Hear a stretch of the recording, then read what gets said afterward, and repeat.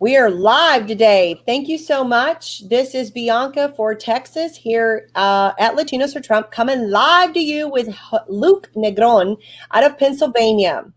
I have been absent for the past week. As you know, we had a huge Texas state convention that ended up virtual and ended up crazy. But anyhow, we're glad that you are joining us today. Hope that you can share this message. Hope that you can share our broadcast to make sure that we get Luke's message out. Let me just tell you a little bit about Luke. Luke is actually won his district right now in the primaries. He's an Air Force veteran who has had dozens of combat missions on his resume, and he's youthful and energetic. And he has extensive leadership experience to bring to the fight. So I didn't know this about you, Luke, but you actually have done a lot of outreach programs such as the Pittsburgh Project, the Mentor Project, the International Justice Mission, the Samaritan Purse. I love the Samaritan Purse, okay? City Lights, and you have had other, involvement in your community. You've served the country, obviously. You've invested in the community by building and working with multiple grassroots political organizations. That's awesome. You've done the Republican Leadership Initiative, the Rick Santoramus Patriot Voices, and you work with Grove City Borough government. So, Luke, I see here that you've also beat out 5 field Republicans in the establishment to gain your seat on that ballot here in Pennsylvania, District 18.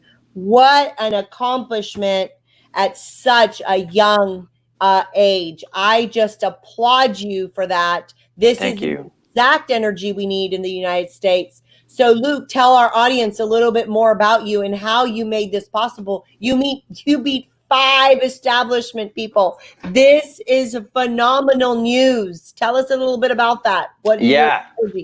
Absolutely. So I came off of a set of Air Force orders January 10th of 2020. And I had been working behind the scenes, planning in my own mind how this might be possible. And once I came off the orders, I decided I'm going to make it happen. I'm putting a team together. I've got great networks and great contacts in Pittsburgh. My team and I put together an effort to be the first Republican nominee, made it through the PA nomination process on the ballot since 2012, I believe. Wow. There was a field of 5 Republicans. Other people have done write-in candidacies and things like that, but those really aren't taken seriously, understandably so. There was a field of 5 Republicans, all of which older than me, all of which better established than me, many of whom had tried to get nominated before. And my team and I were able to pull it out of the bag. And it's been such a blessing just to see how it has come together step by step. This is something I am energized for. I believe that this is my purpose. This is where God has led me to be right now. This is my skill set, and I see the need for it. And that's really why I'm here. It's because, look, I had a happy life outside of politics. I actually ran from politics after studying them in college. I graduated in 2016. Poli-sci, communications, and national security is on my resume as academic studies. And I looked at 2016 and I said, this political world is so cutthroat and so dangerous personally and even physically. And I said, I'm not sure I want to do that. So for a couple of years, I avoided it. I was always passionate about politics, but I avoided getting involved. And now I've come back and I've realized this is where I belong. 2020 is a make or break moment in our nation's history, and for all of our communities, especially our minority communities, though. And that's why I'm here. That's why I'm involved. That's amazing. Amazing. Luke, did you focus boots on the ground, or did you focus more on social media, especially with all of the states with the COVID-19 happening? How did you overcome all this? Because 5 candidates, that's a big deal. Yeah, so we focused a lot on boots on the ground early because this was prior to COVID really outbreaking as a mainstream story. So this was in January and February is when the PA nomination process and the petitions get circulated. And so we got a team together, boots on the ground, had people going out. I went out every day. The only days that I missed in the nomination period, which is approximately a month long, I was out there every day except when I got called on for 3 or 4 days of Air Force orders. I had to go take a break from the nomination process, which was actually pretty stressful for me because I knew this is a limited period I have to work in. But at that point, I said, look, this is my commitment to the Air Force. I made this commitment.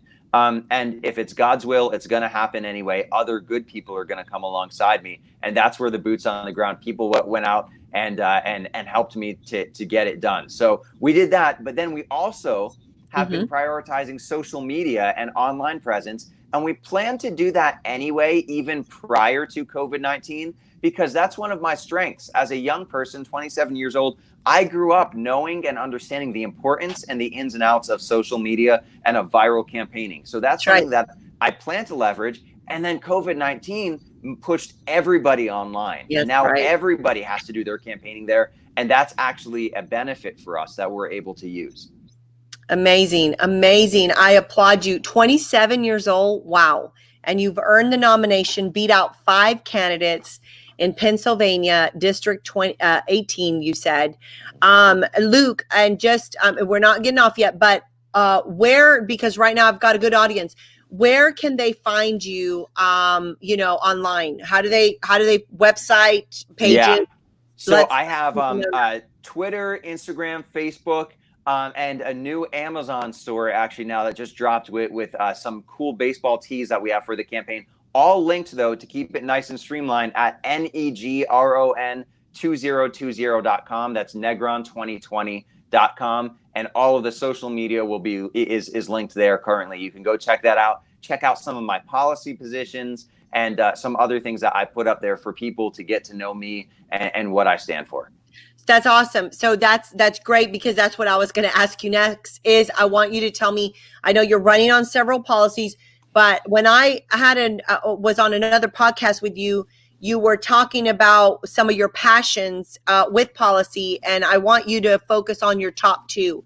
What are your top 2? What is it because your top 2 is what obviously made people come vote for you. It's what connected with the voters. What was that? What was your secret sauce, Luke? Yeah, well, I'll give you the top 2. Number 1 is term limits. I've given a pledge to the people of this district and to the people of the United States that in my first year in office, I am either going to pen policy for term limits or I am going to support an existing movement. If someone else has already pushed that down the road, I am going to support that movement for term limits. And that's because, look, the problem we have right now is a bipartisan problem, and it's elitism. We have an elite ruling class. We have Republican sellouts and Democrat sellouts. Republicans are not immune to this problem. That's right. And they go to D.C. They forget the working class who they're meant to represent. The U.S. House used to be called the People's House because it was your neighbors representing you. It's not your neighbors representing you anymore. It's millionaires in there, mostly old white men, millionaires who are forgetting about you, who are using you. And they come back every 2 years and ask for your votes and your money. The rest of their time, they don't want to spend on you. They don't want to invest in you. I stand against that. And I say, look, I want to make this pledge known that this is what I'm going to do in office. I support term limits. I think we need it. And my opponent has been around in this office for 26 years. I think that's a big problem. I think that makes him a status quo Washington insider elitist, and that's what we distrust. So that's number 1. Number 2 for me has to be speaking out about abortion. I mean, I've got so many policies I could talk to you for hours, but it has to be abortion because I believe that is the damning mark on our culture of our time. I believe historically it's comparable only to slavery in America's history, and slavery and abortion both were started to target minorities, specifically to target minorities. Abortion was started as attempted Black genocide. We know this. It is documented. For approximately 40% of the Black population today, which is part of my heritage, has been killed by abortion. So I think that's one we have to talk about. And I see a lot of conservatives and a lot of Republican leaders who are frankly scared to talk about that. I'm not. That's not something I'm ever going to waver on. And I think we need to be outspoken about that. again, I applaud you because it's such a young age to take that rhetoric that's not, it's like no one wants to touch it except obviously you're pro-lifers, right? And you have, even on our side, on the conservative end, you have people that, these men that are like touchy, they don't want to say anything because I'm going to violate a woman's right. Yeah. And then they get into this whole thing. So they just kind of don't really talk about it. And they might put it on paper like, pro-lifer. Yeah. Yes. But they don't really push for legislation. They don't really push for it because they're too afraid of going against a woman's right. I'm like, okay, well, it's not a right. Yes. Obviously. Yes. It really isn't. God is the only one that can really determine those things. And so the thing is, my thing is, and I'm a female, so I tell women, okay, well, if you want, it's your body, that's fine. But why do you need to use my taxpayer dollars to fund what you did? Or, Sure. people are like, well, what if they got raped? Well, we've seen the numbers and the statistics, and I'm pretty sure that it's like, what? Less than 2%. Less than 2%. By every study, yeah. Some say less than 1%. Yep. Of women who really need that option because they were raped. So what about all the other 98% of the women? Exactly. It's, lack of education, lack of self-control. Abortion has become one of those things of, okay, well, I was careless. Who cares? I went to the club, did something, and it's okay because there's a morning after pill, and now I could just go to the little abortion clinic and get an abortion, and it's no big deal. That's just kind of how it's treated, and convenience-based murder is what I'd call it. It's convenience-based murder. And one of the reasons I hold my belief is because I'm pro-science. I believe that science has shown us through DNA testing that new DNA is created at conception. Science has showed us that we can do echocardiograms or echograms rather, and we can see imagery of the child forming, and we can hear heartbeats at 5 to 6 weeks. We can know that children are responding to music and the voice of their mother and their father very early. And we know these things, and yet we treat them like they're not humans. I think that's anti-science. Amazing. That was one of the things that I really liked about you, is that you did talk about technology and science on your platform. Tell us a little bit about that, because I find it so intriguing that a person at your age has the wealth of knowledge that you do. And I was just taken, I was like, this guy is going places. Like, I need to get him on my podcast. I need to talk to him. I need to introduce him to our audience. I need people to know he's out there, because you're not like some little kid that's running around going, hey, I want to get to Congress. Like, right, you really have some good points. You have knowledge. You definitely bring some good thought process to the table. So tell us a little bit about all that, your belief in the science and technology right now. Yeah, absolutely. And I think that's a great point, just to hit off of what you said as far as, being young, and people have their ideas about young people, specifically about millennials, understandably so, because millennials, my generation, we haven't made a great name for ourselves. We also, we got the short end of the stick. We have some hard times economically and stuff. That's true. But we also haven't responded particularly well. So I understand that. Right. But I encourage anyone in the opposition to go ahead and underestimate me and engage with me, and I will show you just how wrong you are. That's my attitude, is fine, do that. And as long as you're willing to engage with me and test your beliefs, let's do it. But then specifically on technology, so I talked a little bit about how I'm pro-medical science, I'm pro-technology. That's why I have my beliefs on abortion. I'm pro-science even when it comes to the topic of global warming. However, that doesn't mean what everybody thinks it means. So to the Republicans, I'd say we need to acknowledge global warming is happening. It's measurable, it's documented, we know it's happening. To the liberals, I would say we need to acknowledge that global warming has been documented throughout the thousands of years of history and estimates that we have of the Earth's history. We see a repeating graph of, it's basically a wave curve where the Earth naturally heats and cools and heats and cools. So what we need to do is combine those two sides and say, global warming is happening. The science shows it. the science also shows us that historically the Earth fluctuates quite predictably. So then the question is, how much of the change that we're seeing happening, how much of that is affected by man? That's the question. And so that's where I think we need to move the conversation. Then another place where I think we need to pay attention to science and technology is something you and I have discussed before: social media policy, social media and internet policy. The policies that we have right now are made by policymakers several decades ago. And the comparison I'd give is that we are running our modern media and our modern technology with outdated policies. And it's comparable to when cars were invented and you had cars and Model Ts on roadways with a horse and a carriage. And all of a sudden, our lawmakers realized technology has changed and we need to evolve our policy because cars aren't the same as horses and carriages. Similarly, Facebook, Twitter, and YouTube aren't the same as old print media and traditional nightly news. We need to evolve policy to regulate these things and to ensure that freedom of speech and that freedom of opinion is enforced for everybody. So those are just some topics that come to mind. I really love that because I'm sure you're aware of this, that many of us on a conservative end are being silenced on social media.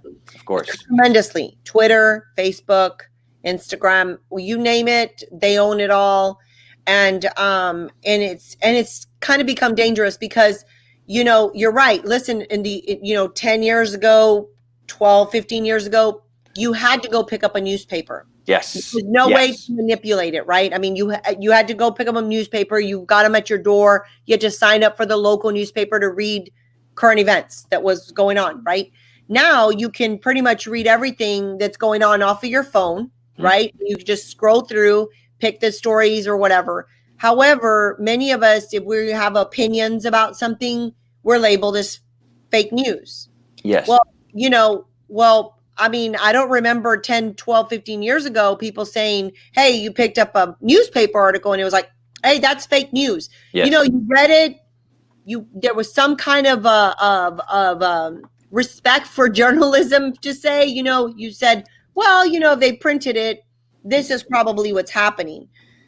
But right now we're in dangerous times because everything is so skewed and it seems like it's just one-sided propaganda coming out. And if you try to get your word in there, you're all of a sudden labeled fake news. You're shadow banned. You're kicked off of social media. And I think that, our First Amendment rights are being violated right now with the narrative, with the people who control big tech. And they're trying to argue that it's their personal. I'm like, you built this to be a global way of communication. Yeah. A global way of communication should allow people to still have the freedom of speech, whether you like it or not.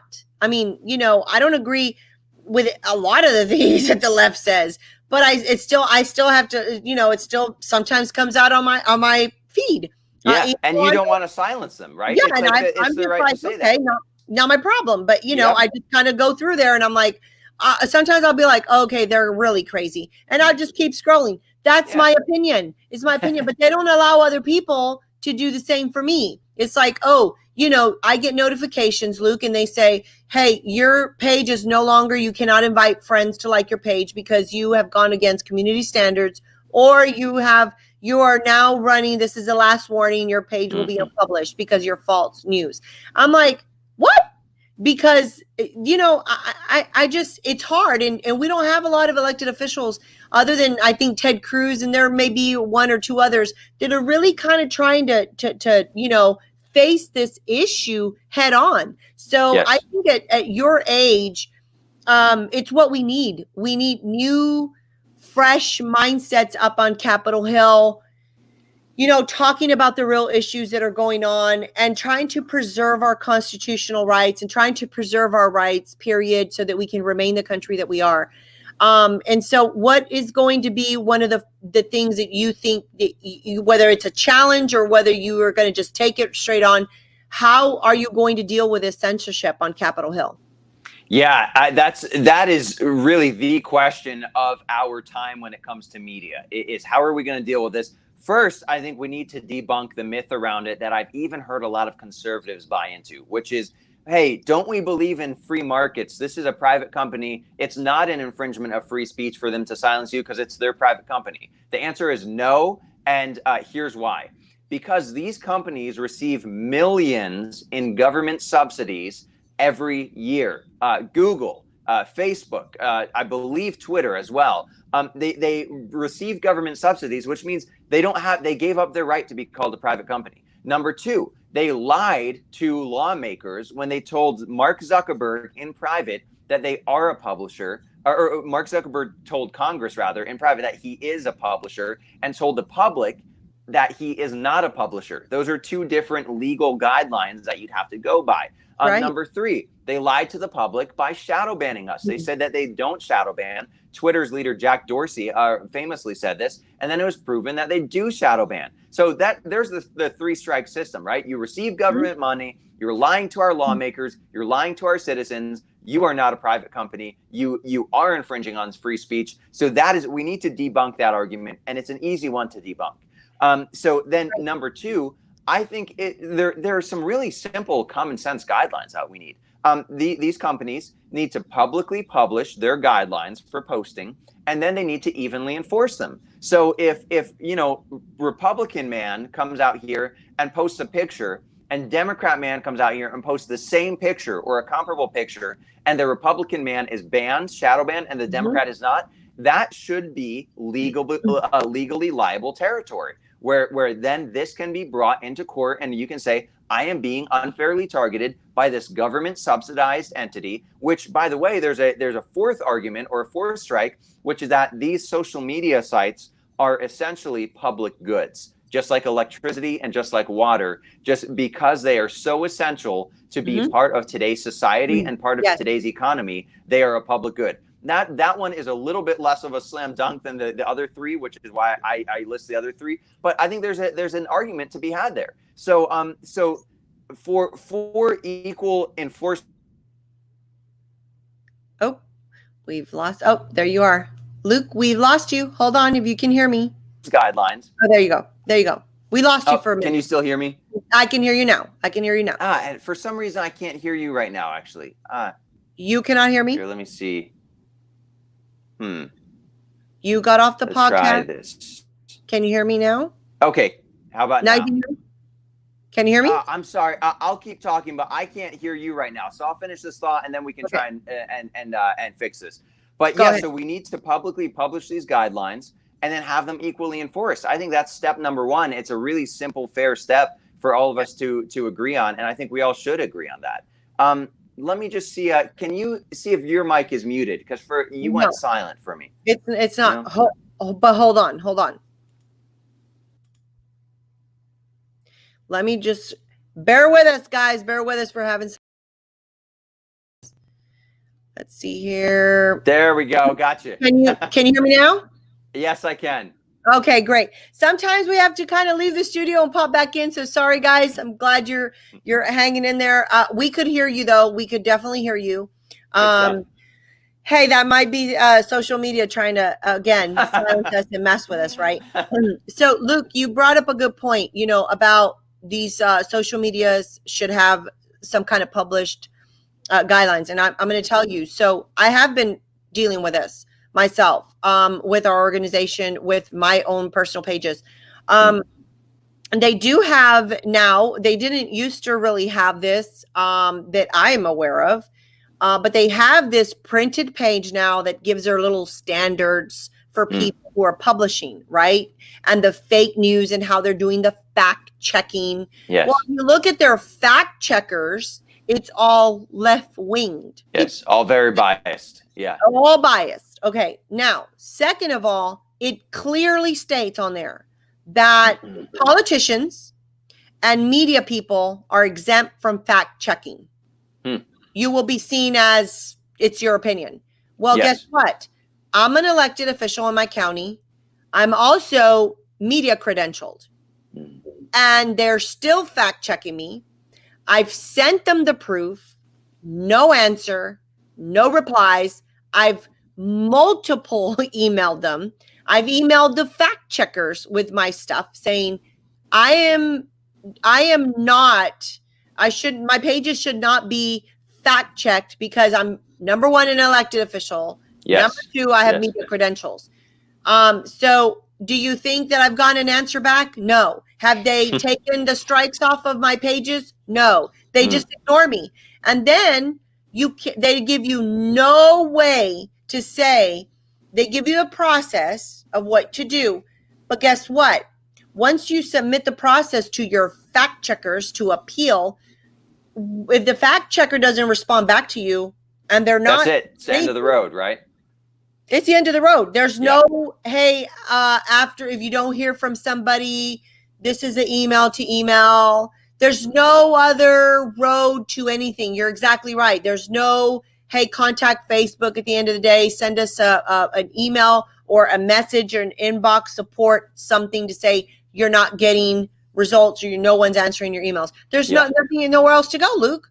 So it's like, I don't know if they think we're dumb, but I really do think that they think we're dumb. And it's like, okay, you're going to try to say, well, we're not a publisher. We're a private company. And, oh, well, maybe we are a publisher. If they're going to say all this, then why is it that they, and then now they're going to try to tell you get to Congress, they're going to try to tell you, oh, no, but we do have it printed. Really? But you're not answering the people back in an email. Your fact checkers are not answering people back. You're still suppressing their voice. And you give them no other option when there is nobody answering them back. What are your thoughts on that? Is that enough? Yeah, exactly.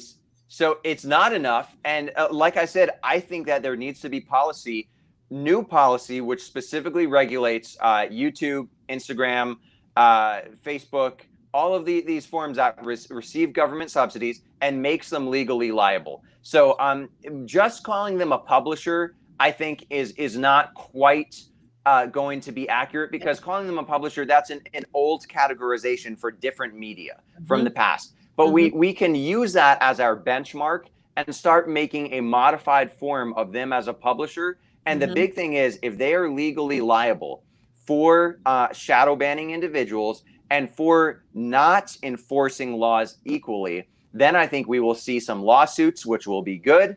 We will see some legal action taken against them, which will be good. And then we will see them step in line. And hopefully there will also be some negative media attention on them to correspond with those lawsuits.